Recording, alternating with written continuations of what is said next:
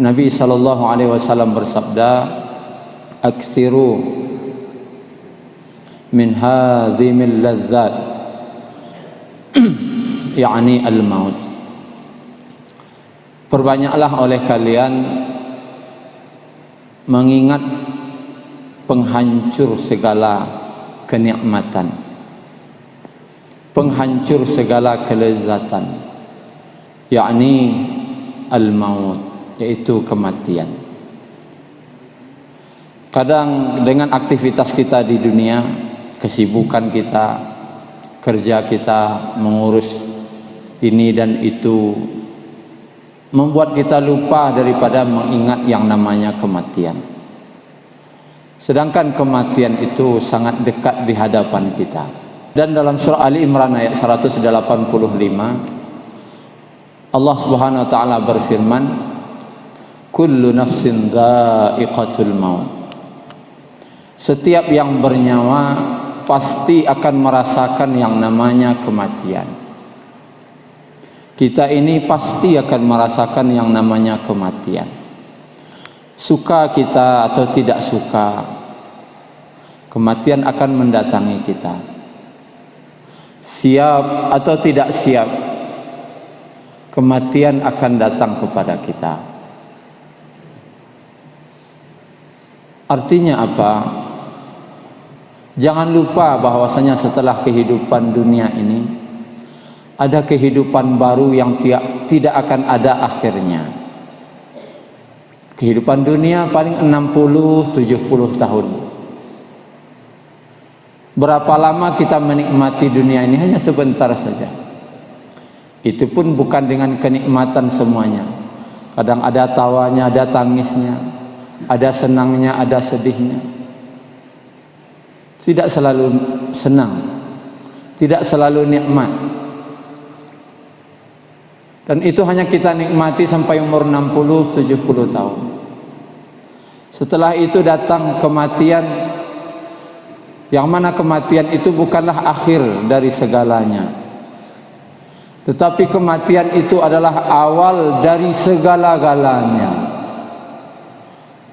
Apabila kematian itu mendatangkan kebahagiaan, maka kita akan bahagia selama-lamanya. Apabila kematian itu kematian dalam membawa dosa, maka itu adalah penderitaan yang tidak akan ada akhirnya. Kemudian yang kedua, kematian itu tidak bisa diundur waktunya. Bagaimanapun kita ingin mengundur yang namanya kematian, tidak akan bisa. Apabila malaikat maut sudah datang, dengan tetesan air mata darah sekalipun kita memohon agar diundur, maka kematian itu tidak akan pernah diundur. Dalam surat Al-Munafiqun ayat 10 dan 11, Allah Subhanahu wa taala berfirman, "Rabbi laula akhartani ila ajalin qarib." Ya Allah, ya Rabb, kalaulah engkau undur kematianku sedikit saja ya Allah, kalaulah engkau undur kematianku sedikit saja ya Allah, fa asaddaqa, aku akan bersedekah, aku akan infakkan harta saya, wa akum minas salihin, dan aku akan menjadi orang saleh. Aku akan menjadi orang yang saleh. Tidak sama lagi dengan perangai saya selama ini. Saya akan jadi orang yang baik-baik lagi ya Allah, orang yang jujur, orang yang amanah. Tapi apa kata Allah? وَلَنْ يُؤَخِّرَ اللَّهُ نَفْسًا إِذَا جَاءَ أَجَلُهَا. Sekali-kali, lan itu artinya sekali-kali tidak akan pernah. Sekali-kali tidak akan pernah diundur kematian apabila telah datang ajalnya. Kemudian yang ketiga, kematian itu tidak bisa dikalahkan dan tidak ada obat penyembuhnya. Tidak ada obat penyembuh bagi kematian. Segala jenis penyakit di dunia ini bisa dicarikan obatnya, kecuali yang namanya kematian. Dalam surah Al-Waqi'ah ayat 60, Allah Subhanahu wa taala berfirman,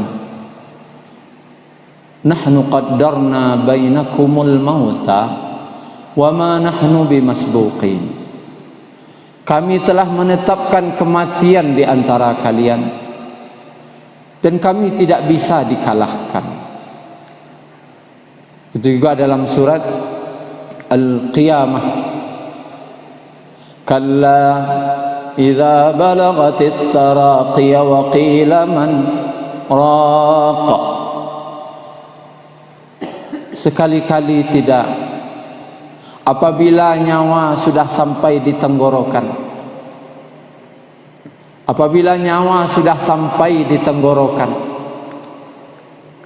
waqila, dan dikatakan kepada si calon mayat tadi yang sedang menghadapi kematian tadi, man raq, siapa yang bisa menyembuhkan?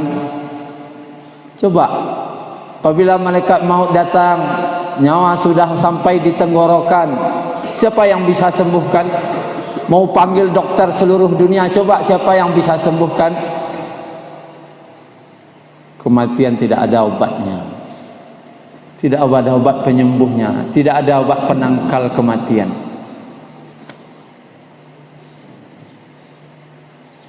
Kemudian yang keempat,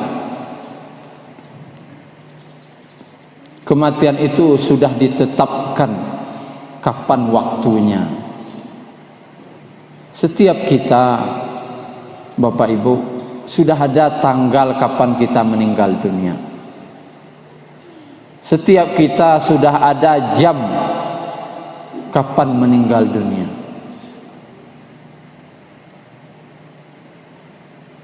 Dalam surat Fatir ayat 11 Allah Subhanahu wa taala berfirman, "Wa ma yu'ammaru min mu'ammarin wa la yunqasu min umrihi illa fi kitab."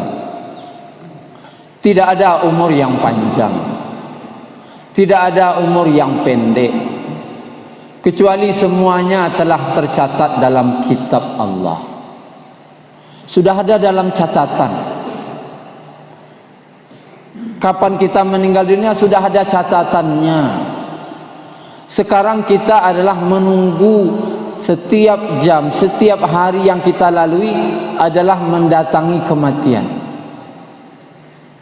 Semakin hari semakin dekat dengan kematian. Kenapa? Jadwalnya sudah ada, waktunya sudah ada. Dan jangan sangka kematian itu datang harus sakit dulu, tidak. Banyak orang tanpa sakit pun dia meninggal dunia. Apabila sudah datang waktunya sesuai yang ditakdirkan Allah, kematian itu pasti mendatangi siapa saja, mau yang tua, mau yang muda, mau yang kecil, bahkan dalam kandungan sekalipun. Kalau catatannya sudah seperti itu, maka kematian akan datang. Kemudian yang kelima, kematian itu kita tidak tahu di mana tempatnya. Apakah kita akan meninggal di rumah sakit? Apakah meninggal di rumah? Apakah sedang sujud kepada Allah di masjid? Atau sedang kecelakaan di jalan raya? Ataukah sedang kecelakaan di atas pesawat? Tidak ada yang tahu kita di mana kita akan meninggal dunia. Kalau boleh memilih, tentu kita memilih sedang sujud di masjid. Tetapi tidak ada yang tahu di mana tempat kita akan meninggal dunia. Dalam surat Luqman ayat 34, ayat terakhir dari surat Luqman, Allah Subhanahu wa taala berfirman, "Wa ma tadri nafsum bi ayyi ardin tamut. Tidak ada satu jiwa pun yang tahu di tempat mana dia akan meninggal dunia. Tidak ada satu jiwa pun yang tahu di tempat mana di muka bumi ini dia akan meninggal dunia. Maka kata ulama, karena kita tidak tahu di mana kita akan meninggal dunia, maka selalulah mendatangi tempat-tempat yang baik-baik saja. Jangan pernah pergi ke tempat-tempat yang ada maksiat di sana. Carilah tempat-tempat dan sering-seringlah datang ke tempat-tempat yang baik. Karena kita tidak tahu di mana kita akan meninggal dunia. Kemudian Bapak Ibu yang dirahmati Allah Subhanahu wa taala, kemudian yang keenam, kematian itu ada sakaratnya. Inna lil maut la sakarat. Sesungguhnya setiap kematian itu ada sakaratnya atau sakaratul maut. Apa arti sakarat? Kepedihan atau sakitnya kematian. Bagaimana sakitnya sakaratul maut ini? Disebutkan dalam beberapa riwayat seperti sebuah besi yang berduri, lalu dimasukkan ke dalam kapas, lalu diputar-putar, lalu ditarik.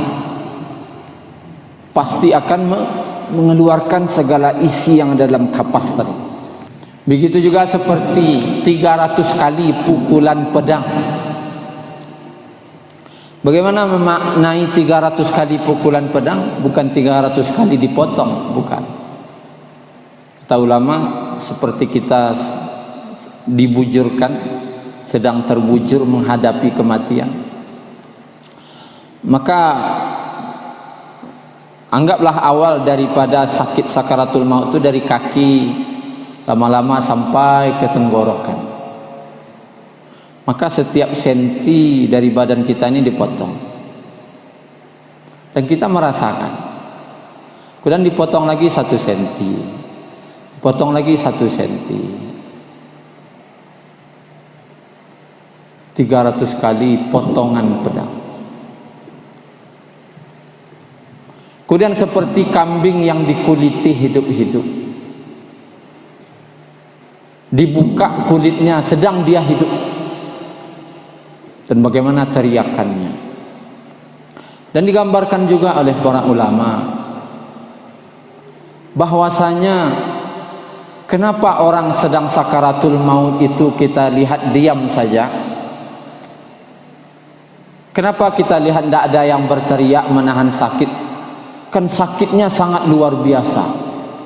Tidak ada sakit yang diderita manusia selama di dunia yang melebihi sakitnya sakaratul maut. Tapi kenapa kita lihat orang sedang meninggal itu diam saja?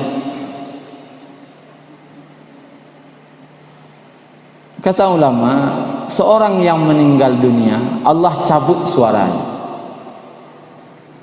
sehingga tidak bisa dia berteriak.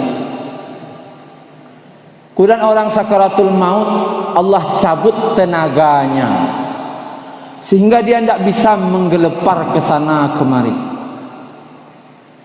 tidak bisa dia hempaskan badannya ke sana kemari.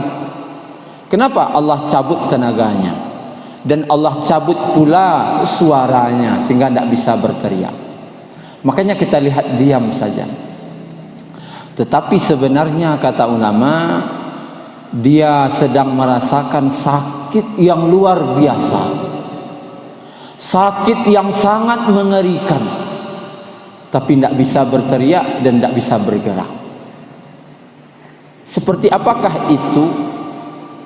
Digambarkan pula oleh para ulama seperti sebuah bambu batuang, bahasa awaknya, bambu yang dibelah dua,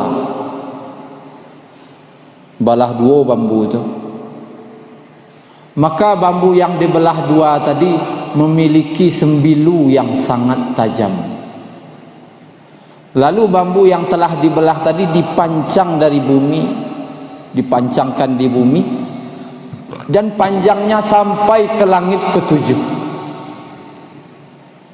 Lalu disuruhlah orang yang sedang sakaratul maut tadi memeluk bambu yang bersembilu tadi.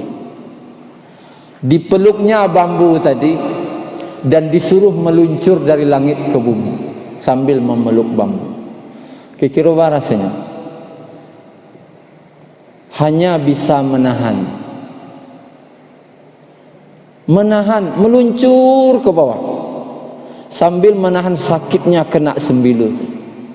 Tapi tidak bisa teriak, tapi tidak bisa bergerak, karena hanya bisa menahan. Nabi SAW bersabda, Inna lil mauti la sakarat. Setiap kematian itu ada sakaratnya, kepedihan. Syukran ya Rabbi, syukran, hadaita qalbi, syukran.